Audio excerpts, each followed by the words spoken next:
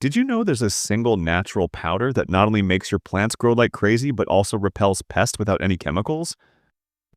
Stick around till the end, because the results might just shock you.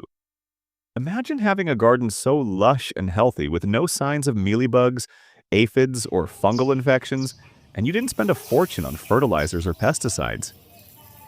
What's the secret? It's Neem Cake Powder. And today, I'll show you exactly how this miracle powder can transform your garden.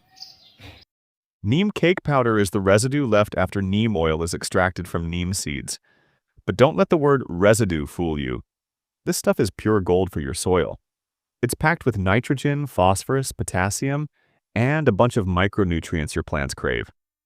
But what makes it truly miraculous is that it's also a natural pesticide. Here's how to use it.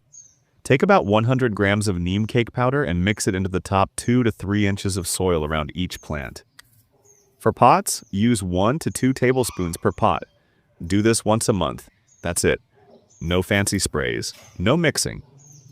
Just a simple sprinkle and mix. As it breaks down in the soil, it slowly releases nutrients over time, boosting root development, increasing flowering, and enhancing fruiting. And pests? They absolutely hate it. Neem contains azadirachtin, a compound that disrupts the life cycle of pests, stopping them from feeding, breeding, and laying eggs. It also fights soil-borne fungal diseases and nematodes. So you're not just feeding your plant, you're building a healthier garden ecosystem.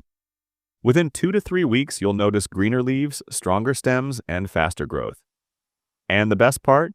No more chemical sprays.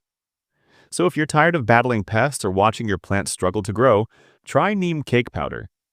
It's cheap, organic, and incredibly effective. If you found this helpful, hit that like button and share it with a fellow gardener. And if you've tried neem powder before, tell us your experience in the comments.